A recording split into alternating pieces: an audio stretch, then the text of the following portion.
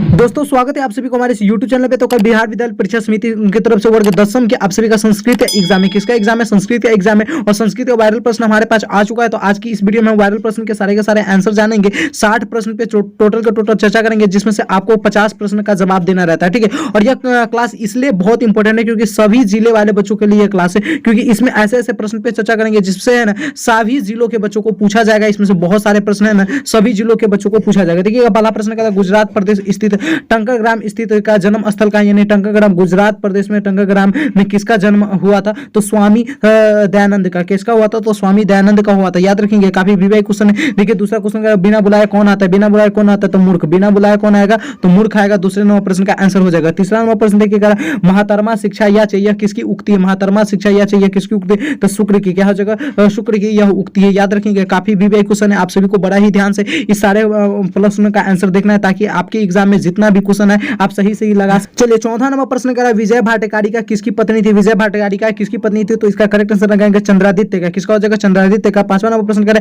किस देश में देवता बार बार जन्म लेना चाहते हो? तो किस देश में देवता बार बार जन्म लेना चाहते हैं? तो भारत देश में देवता बार बार जन्म लेना चाहते हैं। छठा नंबर प्रश्न देखिए, आपसे कह रहा है घर में लगी आग को देखकर कौन लोग पलायन हो गए? तो घर में लगी आग को देखकर कौन लोग पलायन हो गए? तो धूर्त लोग पलायन हो गए थे। सातवां नंबर प्रश्न देखिए, कह रहा है निरुक्त का क्या कार्य है? तो निरुक्त का कार्य वेदार्थ बोध। क्या है? वेदार्थ। निरुक्त का क्या कार्य है? तो वेदार्थ बोध। याद रखेंगे, काफी विवेक सारे प्रश्न, आप सभी को सारे प्रश्न का आंसर देके जाना। आप किसी भी जिले के बच्चे होंगे आपके एग्जाम में ना इसमें से बहुत सारे क्वेश्चन रहेंगे। ठीक है, देखिएगा आठवां नंबर प्रश्न का वैदिक साहित्य का अंतिम भाग क्या है? तो वैदिक साहित्य का अंतिम भाग क्या हो जाएगा? उपनिषद हो जाएगा। नौवां नंबर प्रश्न कह रहा है अणु से भी छोटा क्या है? तो अणु से भी छोटा आत्मा है। अणु से भी छोटा क्या है? आत्मा है। 10वां नंबर प्रश्न देखिए, कह रहा है काव्य मीमांसा नामक ग्रंथ किसने लिखा? तो काव्य मीमांसा नामक ग्रंथ किसने लिखा था? तो राजशेखर। काव्य मीमांसा नामक ग्रंथ किसने लिखा था? तो राजशेखर लिखा था। काफी विवेक सारे प्रश्न है। अगला क्वेश्चन देखिए, आप सभी से 11 नंबर प्रश्न का, पाटलिपुत्र किस नदी के किनारे अवस्थित है? तो पाटलिपुत्र गंगा नदी के किनारे अवस्थित है। यहाँ किसके नदी के किनारे अवस्थित है? तो गंगा नदी के किनारे। पाटलिपुत्र यानी पटना। विद्यापति कौन थे? मैथिली कवि। विद्यापति कौन थे? तो एक मैथिली कवि थे। 13 नंबर प्रश्न देखिए, कह रहा पाटलिपुत्र में कौमुदी महोत्सव किस ऋतु में मनाया जाता है? तो शरद ऋतु में। पाटलिपुत्र में कौमुदी महोत्सव किस ऋतु में मनाया जाता है? तो शरद ऋतु में मनाया जाता है। क्या है? शरद ऋतु में मनाया जाता है। 14 नंबर प्रश्न देखिए, आपसे कह रहा है नीतिकारों द्वारा शत्रु किसे माना गया? तो आलस्य को। नीतिकारों द्वारा शत्रु किसे माना गया? तो आलस्य को शत्रु माना गया था, यानी दुश्मन माना गया था। 15 नंबर प्रश्न करा, महर्षि याज्ञवल्क्य की पत्नी का क्या नाम था? महर्षि याज्ञवल्क्य की पत्नी का क्या नाम था? तो मैत्री। महर्षि याज्ञवल्क्य की पत्नी का क्या नाम था? तो मैत्रेयी नाम था। काफी भी प्रश्न, ये सारे प्रश्न। ठीक है, अभी हम सब्जेक्टिव यानी सब्जेक्टिव प्रश्न का आंसर आपको मैं बताऊंगा कहां से आपको देखना है। ठीक है, 16 नंबर प्रश्न कह रहा है जनक की सभा में शतार्थ कुशल महिला कौन थी? तो जनक की सभा में शतार्थ कुशल महिला कौन थी? तो गार्गी वाचकन्वी। क्या हो जाएगा? गार्गी वाचकन्वी। 17 नंबर प्रश्न देखिए, कह रहा है विजयांका किस कल्प की कवित्री थी? तो प्रथम कल्प। विजयांका किस कल्प की कवित्री थी? तो प्रथम कल्प की कवित्री थी। याद रखेंगे, काफी कमाल का क्वेश्चन है। अगला क्वेश्चन देखिए, 18 नंबर प्रश्न करा है ज्ञानती देवा किल गीतकानी पुरुषा शुरुआत पद किस पुराण से लिया गया है? तो विष्णु पुराण से। ज्ञानती देवा किल गीतकानी पुरुषा शुरुआत किस पद से लिया गया है? तो विष्णु पुराण से। क्या हो जाएगा? विष्णु पुराण से। देखिएगा 19 नंबर प्रश्न कह रहा है भारत महिमा पाठ का मुख्य उद्देश्य क्या है? तो देशभक्ति। भारत महिमा पाठ का मुख्य उद्देश्य क्या है? देशभक्ति। भारत महिमा पाठ का मुख्य उद्देश्य क्या है? देशभक्ति। 20 नंबर प्रश्न कह रहा है संस्कारों की कुल संख्या कितनी है? तो संस्कारों की कुल संख्या 16। याद रखेंगे, संस्कारों की कुल संख्या कितना है? 16। अगला प्रश्न देखिए, आपसे गोदान किस तरह किसका संस्कार क्रम में आता है? तो अंत्येष्टि। गोदान किस संस्कार का मुख्य क्रम है? तो अंत्येष्टि। क्या हो जाएगा? अंत्येष्टि यानी मनोपरांत वाला यह संस्कार होता है। परम तृप्ति किससे मिलती है? तो विदा से। परम तृप्ति किससे मिलती है? तो विदा से। किससे मिलता है? विदा से मिलता है। बहुत धमाल का आंसर सभी है। 60 प्रश्न का आंसर बहुत अच्छा से बता रहा हूं। ठीक है, आप सभी को ध्यान से इस वीडियो को देखना है। नरक के कितने द्वार होते? तो नरक के 3 द्वार होते हैं। नरक के कितने द्वार होते? 3 द्वार होते हैं। याद रखेंगे, नरक के कितने द्वार होते? 3 द्वार होते हैं। 24 नंबर प्रश्न देखिए, क्रमवीर कथा का नायक कौन है? तो क्रमवीर कथा का नायक राम प्रेस राम हो जाएगा। क्रमवीर कथा का नायक कौन हो जाएंगे? तो राम प्रेस राम हो जाएगा। अगला क्वेश्चन देखिएगा, छात्र का तत्व क्या है? तो अध्ययन। छात्र का तत्व क्या है? तो अध्ययन है, ना कि क्षमा, ना कि क्रोध, न आलस। ये सब नहीं रखना है छात्र को, ये सब तो रहना ही नहीं चाहिए। अगर जिसके अंदर ये सारे गुण रहेंगे तो निश्चित ही वो बहुत सारे चीज नहीं कर पाएंगे। ठीक है, क्षमा का गुण रखिए, आप दूसरे को माफ करने का गुण रख सकते हैं थोड़ा बहुत। ठीक है, अगला क्वेश्चन देखिए, 19 नंबर प्रश्न का स्वामी दयानंद के द्वारा आर्य समाज की स्थापना स्थापना कब हुआ होगा? तो आर्य समाज का स्थापना किसने किया? तो स्वामी दयानंद ने किया था। कब किया था? तो 1875 ईस्वी में किया था। 27 नंबर प्रश्न क्या रहा है? विरजानंद किसके गुरु थे? तो स्वामी दयानंद के। विरजानंद किसके गुरु थे? तो स्वामी यानी स्वामी दयानंद के गुरु के नाम क्या था? तो विरजानंद। क्या नाम था? विरजानंद। इस प्रकार से याद रखिए। 28 नंबर प्रश्न क्या आपसे कह रहा है? स्वामी दयानंद का परिवार किसका उपशासक थे? तो शिव का। क्यों? स्वामी दयानंद किसका उपशासक थे? उपासक थे, यानी उपशासक नहीं उपासक थे, तो इसका शिव का। क्या हो जाएगा? शिव का। 29 नंबर प्रश्न देखिए कह रहा है मंदाकिनी वर्णम पाठ किस ग्रंथ से संकलित है? तो वाल्मीकि रामायण। मंदाकिनी वर्णम पाठ किस ग्रंथ से संकलित है? तो वाल्मीकि नारायण। अगला क्वेश्चन देखिए 30 नंबर क्वेश्चन कह रहा है कन्नड़ से दानवीरता पाठ भारत के किस रूपक का भाग विशेष है? तो कर्म भारम। क्या हो जाएगा? कन्नड़ से दानवीरता पाठ भारत के किस रूपक का भाग विशेष है? तो इसका करेक्ट आंसर लगेगा कर्ण भारम। ठीक है, आप सभी को मैं हाथ जोड़ के विनती करूंगा, प्लीज चैनल को सब्सक्राइब करके बेल आइकन को ऑल पे क्लिक कर लीजिए, ताकि आने वाले हर एक वीडियो का नोटिफिकेशन आप तक सबसे पहले पहुंचे और आप 10th की बेहतर से बेहतर तैयारी कर सके। 31 नंबर प्रश्न कह रहा है राष्ट्रों के बीच देश का क्या कारण है? तो दूसरे राष्ट्र का उत्कर्ष। क्या है? दूसरे राष्ट्र का उत्कर्ष। याद रखेंगे, काफी कमाल का क्वेश्चन। 32 नंबर प्रश्न देखिए आपसे कह रहा है स्वच्छंद का संधि विच्छेद क्या होगा? तो स्वच्छंद का संधि विच्छेद स्वतः प्लस छंद। क्या हो जाएगा? स्वतः प्लस छंद। करेक्ट आंसर आपका डी हो जाएगा। सारे प्रश्नों को आपको 2 से 3 बार इस वीडियो को देखना है। ठीक है, और भी 1-2 वीडियो ला देंगे तो सभी को देख लेना है, ताकि आपकी तैयारी बेहतर हो जाए। विदा प्लस एका का संधि विच्छेद क्या होगा? तो विदौक। क्या हो जाएगा? विदौक हो जाएगा। विदा प्लस एका को अगर हम मिलाएंगे तो क्या हो जाएगा? विधेयक हो जाएगा। 34 नंबर प्रश्न देखिए अ और ओ को मेल में कौन सा नया वर्ण बनेगा? तो अ। क्या बनेगा? अ और ओ को मिलाएंगे तो कौन सा वर्ण बनेगा? तो अ बनेगा। क्या बनेगा?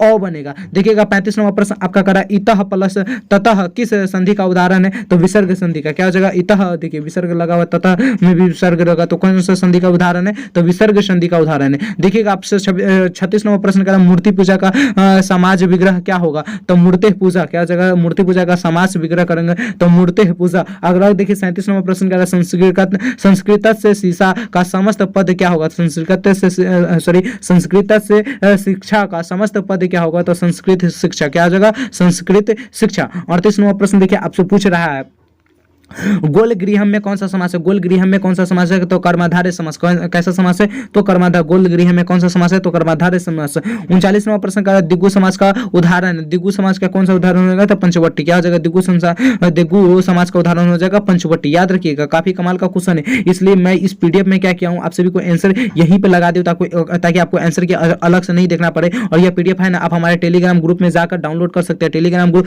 जो चैनल का नेम है उसी चैनल का नेम आप टेलीग्राम पे सर्च करेंगे, हमारा ग्रुप आ जाएगा, वहां पे ज्वाइन करेंगे और ज्वाइन करेंगे तो आपको ये पीडीएफ दिख जाएगा। ठीक है, 40 नंबर प्रश्न कर रहा है यत सब निर्धारणम सूत्र का उदाहरण क्या हो जाएगा? तो कवि नाम कालिदास श्रेष्ठ अस्ति। क्या हो जाएगा? कवि नाम कालिदास श्रेष्ठ अस्ति करेक्ट आंसर हो जाएगा। अगला क्वेश्चन देखिए 41 नंबर प्रश्न आपसे करा है ग्रामम उभयत वृक्षा सन्ति वाक्य में ग्राम्य पद में द्वितीय विधायक सूत्र कौन है? तो उभयत योग द्वितीय। क्या हो जाएगा? उभयत योग द्वितीय। ग्रामम में उभयत वृक्षा सन्ति वाक्य में ग्रामम में पद में द्वितीय विधायक कौन से सूत्र आ जाएंगे? तो उभयत योग्य द्वितीय। ठीक है, याद रखिएगा, काफी कमाल का क्वेश्चन था। आइएगा 42 नंबर प्रश्न आपसे कह रहा है शह डर उसके बाद सज्जन प्रतिपीयते वाक्य में रिक्त स्थान में कौन सा प्रयुक्त होगा? तो वस्त्रेन। क्या हो जाएगा?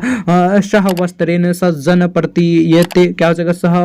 सह वस्त्रेन सज्जन प्रतीयते, इसका करेक्ट आंसर हो जाएगा। 43 नंबर प्रश्न के देखा कह रहा है नमः के अर्थ में कौन सी विभक्ति प्रयुक्त होती है? तो चतुर्थी। नमः के अर्थ में कौन सी विभक्ति प्रस्तुत होती है या प्रयुक्त होती है? तो चतुर्थी। 44 नंबर प्रश्न देखिए कह रहा है किस शब्द में आ उपसर्ग है? तो आकार। किस शब्द में आ उपसर्ग है? तो आकार में आ उपसर्ग है। देखिएगा 45 नंबर प्रश्न आपसे कह रहा है दुरात्मा शब्द में कौन सा उपसर्ग है? तो दूर। दुरात्मा शब्द में कौन सा उपसर्ग है?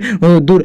देखिए उपसर्ग है ना, पहले वाला होता है, प्रत्यय बाद वाला होता है, इसको याद रखिएगा। इससे है ना हर एक साल हर एक एग्जाम में आपसे 1-2 नंबर का प्रश्न पूछा जाता है। कला सथा धातु में लट लकार प्रथम पुरुष एक वचन का कौन सा रूप है? तिष्ठ। क्या हो जाएगा? तिष्ठ। सथा शब्द में लट लकार का प्रथम पुरुष अगर एक वचन जोड़ेंगे तो क्या हो जाएगा? तिष्ठी बन जाएगा। 47 नंबर प्रश्न देखिए आपसे कह रहा है पासयामी किस लकार का रूप है? तो लिट लकार का। पासयामी किस लकार का रूप है? तो लिट लकार का यह रूप है। पासयामी किस लकार का रूप है? तो लिट लकार का यह रूप है। 48 नंबर प्रश्न देखिए कह रहा है जही किस धातु का रूप है? तो जही किस धातु का रूप है? तो हन धातु का रूप है। जही किस धातु का रूप है? तो हन्य धातु का रूप है। 49 नंबर प्रश्न देखिए आपसे कह रहा है मात्रम में कौन सा विभक्ति है? मात्रम में कौन सी विभक्ति विभक्ति है तो द्वितीय विभक्ति। मातरम में कौन सी विभक्ति है तो द्वितीय विभक्ति है। 50 नंबर प्रश्न देखिए कह रहा है नदेशु किस शब्द का रूप है, नदेशु किस शब्द का रूप है तो नदी, नदेशु किस शब्द का रूप है तो नदी का रूप है। अगला प्रश्न देखिए आप सभी से 51 नंबर प्रश्न कह रहा है साधु शब्द के सप्तमी एक वचन का रूप कौन है तो साधु, साधु शब्द के सप्तमी एक वचन का कौन सा रूप हो जाएगा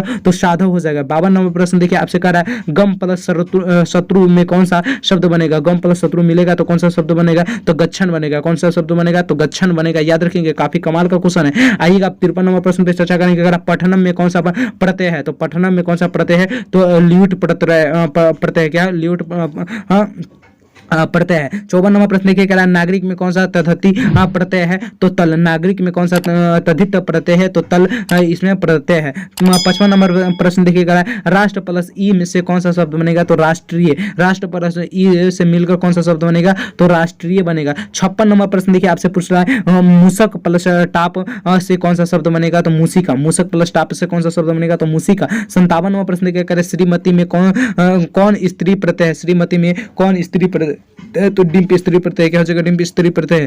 ठीक है अगला प्रश्न देखिएगा आप सभी से कह रहा है इंद्राणी में कौन सा स्त्री प्रत्यय है तो डिंप स्त्री प्रत्यय यहाँ पर भी हो जाएगा, क्या हो जाएगा यहाँ पर भी हो जाएगा। 59 नंबर प्रश्न देखिए आप सभी से पूछ रहा है 59 नंबर प्रश्न क्या कर रहा है लभ धातु के लटकार प्रथम पुरुष एक वचन का रूप कौन सा हो जाएगा तो लभते, लभ धातु के लटकार प्रथम पुरुष एक वचन का कौन सा रूप हो जाएगा तो लभते हो जाएगा। 60 नंबर प्रश्न क्या कर रहा है भुवः प्लस प्रभव सूत्र का उदाहरण हो जाएगा तो हिमालयात गंगा प्रवंती, क्या हो जाएगा हिमालयात गंगा प्रवती इसका करेक्ट आंसर हो जाएगा। मेरे प्यारे बच्चों अगर इन सभी का पीडीएफ आपको चाहिए ठीक है साथ में सब्जेक्टिव प्रश्न का भी मैं पीडीएफ यहाँ पे डालता हूँ। आप लोगों को मैं बार बार बता रहा हूँ कि आपको कहीं नहीं ज्वाइन होकर रहना है तो आप कहाँ ज्वाइन होकर रह सकते हैं। अगर आपको व्हाट्सएप ग्रुप में ज्वाइन होना है तो व्हाट्सएप ग्रुप में हमारे ज्वाइन हो जाइए, या सबसे बेस्ट रहेगा आप लोग इस लिंक पे क्लिक करेंगे ठीक है, और इस लिंक पे क्लिक करके आपको सर्च वाले आइकन पे चले जाना है और चैनल का नेम सर्च कर लेना है। जो बच्चे ज्वाइन है उसके लिए तो बहुत बढ़िया, जो बच्चे नहीं ज्वाइन है उसको क्या करना है चैनल का नेम सर्च कर लेंगे। चैनल का नेम जैसे ही सर्च करेंगे आपको बीएसपी कैरियर लिखना है, जैसे ही लिखेंगे आपको ये चैनल दिख जाएगा ठीक है, ये चैनल दिख जाएगा। आपको इसी चैनल पे क्या करना है क्लिक कर लेना है और जैसे ही क्लिक करेंगे यहाँ पे आपको ज्वाइन वाले बटन होगा, आप लोग क्या करेंगे यहाँ से ज्वाइन कर लेंगे और जैसे ही ज्वाइन करेंगे आपको यहीं पे संस्कृत का पीडीएफ सारा दिखने लगेगा ठीक है। तो thank you so much. Video कैसा लगा आप लोग प्लीज कमेंट करके बताइए और प्लीज हाथ जोड़ कर विनती करूंगा आप लोग प्लीज चैनल को सब्सक्राइब करके बेल आइकन कॉल पे क्लिक कर दीजिए ताकि आपकी तैयारी को मैं बेहतर करा सकूं ठीक है। थैंक यू सो मच, फिर मिलते हैं अगले क्लास में, जब तक के लिए जय हिंद जय भारत, थैंक यू।